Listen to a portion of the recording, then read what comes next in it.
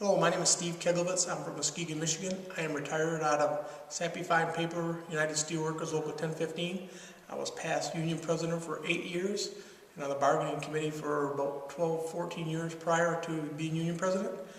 I have been directly involved with the shutdown and loss of the steelworker plant at Sappy in Muskegon due to the fact that I'm also retirees chair.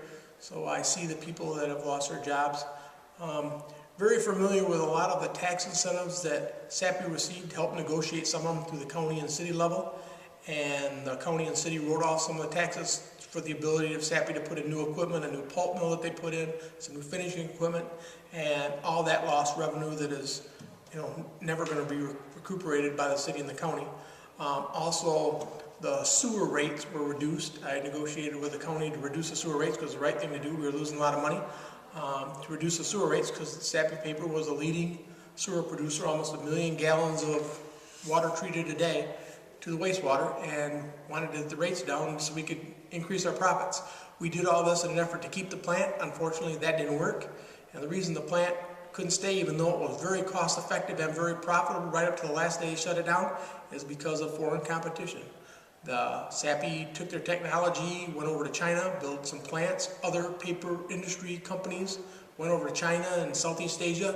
They used eucalyptus instead of pine and oak and the hardwoods that we typically use.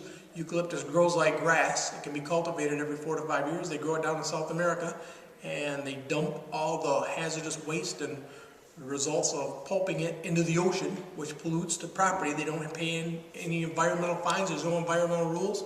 In China, again, in Southeast Asia, where they have the paper mills, they don't have to worry about environmental, they don't have to worry about workman's comp, they don't have to worry about pensions, they don't have to worry about health care. So their costs are much significantly increased. And the bottom line is it's a race to the bottom for not only the United States, but for the world, because they take advantage of the workers. If somebody in China or Southeast Asia gets hurt, becomes pregnant, anything, they just replace them with somebody else. They don't rehire them, they don't recall them, there's no job protection for anybody there, they're all at will.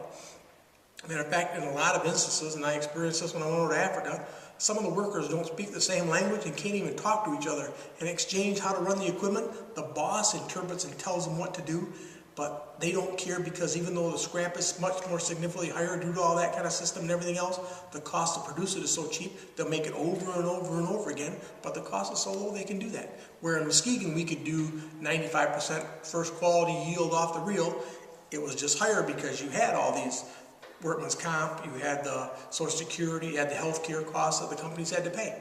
And that's why I believe offshore manufacturing and all the different countries that are doing it has been a big negative. Now, if you go over Europe, there's a whole different story over there. I experienced the Sappy plant that they had in Graz, Austria, and they own the railhead, they own the fire department, they own the wastewater treatment, they own all the systems in place, the boats that took the paper all the way to Baltimore, Maryland to port, they owned and controlled it all, so they could actually manufacture paper in Graz, Austria, 4,000 miles away from Chicago, ship it over here, cheaper than we could build it 180 miles away in Muskegon because they didn't have any attached costs because they owned the whole system. It was like a monopoly. So that, again, if we'd had tariffs to protect the American industry, they wouldn't be able to do that. If we'd have taxed it $200 a ton or $50 a ton or $75 a ton, our paper in the United States would have been competitive because it was a better grade of paper. Bottom line, we had the best wood to make paper in the world, and that's why our paper is still so attractive in the United States. That's why there's still a paper industry in the United States, is because we have the pines, the oaks, the maples. Nowhere else in the world do they have that quality of paper and that ability to refine it like we did here in the craft system. So that's why the paper mill has been shut down. It's not because the people did anything, it's because the government did not do anything to protect the manufacturing in the United States. And that's the same with the refrigerator plants that have gone, the Frigidaires and the Maytag washing machines in Mexico and the cars that are being built all over. Is because it's a race to the bottom. They'll go to Mexico, they'll go somewhere else. And when them people organize and they finally catch on, they see them polluting their environment, they see the people that are getting beat up and not getting anything for working, they're getting hurt on the job and not getting any benefits. The system will eventually catch up to them. All they'll do is race to somewhere else. So it just promulgates itself. We never build a safe security for the people of the world, not just the United States, the people of the world. We got to figure out a way to do it. Europe does it really well. Unfortunately, we haven't all graduated to their intelligence and and their ability to protect their own industries and their manufacturing jobs. You were saying that you work with the Central Labor Council Yep. and also the United Way. Could you tell me a little bit about what you do? Yep. I am actually, for the last 6 years, the Central Labor Council president for West Michigan. It's a 7-county area that, for all the unions, not UAW, that I work and organize and help politically, find jobs, create jobs, protect manufacturing, get them organized, do things for community-wide events, a lot of things that go on for the different area unions, and it falls under a big umbrella. You talk about utility workers, postal workers, steel workers, teachers, the MEA, the Nurses Association, the SEIUs, all have affiliations to us and pay us dues. Right now I think we represent about 3,000 members. We used to represent over 7,000 members.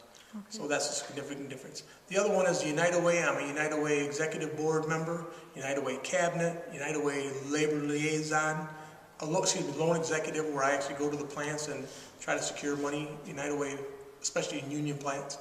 I've been involved with that. I'm also the Muskegon County Democratic Chair for Muskegon, so I'm bringing the Democrats and do all kinds of different things for the politicians, getting them elected again to try to create jobs, protect our business, do what we can. Labor associates with the Democratic Party much more than we do the Republicans, so our goal is to try to get politicians who believe in working families, whether they're union or not union, but they're protecting working families and their rights and their jobs. Okay, thank you. You're welcome.